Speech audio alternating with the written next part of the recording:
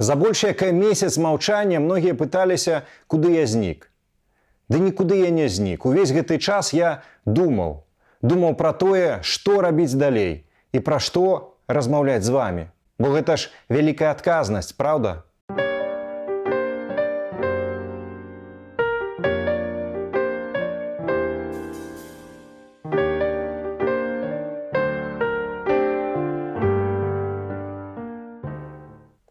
З аднаго боку, мне зусім не хочацца памнажаць той негатыў, у якім літаральна патанае наша Беларусь, і які згрызае нашыя душы, ламае нашыя лёсы, забірае нашыя жыцці.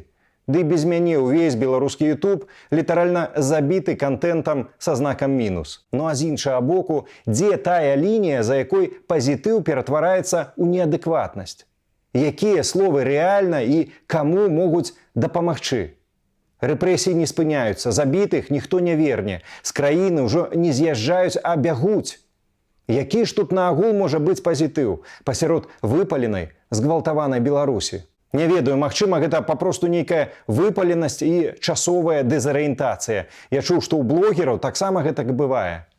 Немагчыма штодня цягам больш як году прапускаць праз сябе ўсю гэтую чарнуху і не атрымаць наступстваў. Зрэшты, нам усім патрэбная рэабілітацыя ад лукашызму, ад жыцця пад акупацыяй. І ведаеце, я ўсцяж думаю над тым, пра што ж нам размаўляць і што нам рабіць. І мне патрэбная ваша дапамога.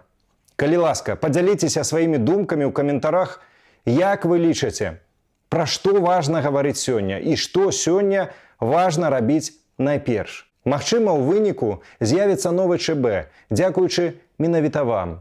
Но калі не з'явіцца, то не бяда. Самае галоўнае, каб мы ўсе разам думалі, што нам рабіць далей, і каб размаўлялі адзін з адным, не маўчалі. Ну і па скрыптум. За час майго маўчання ад каналу адпісаліся каля 5000 чалавек. Гэта абсалютна нармальна і лагічна для Ютубу.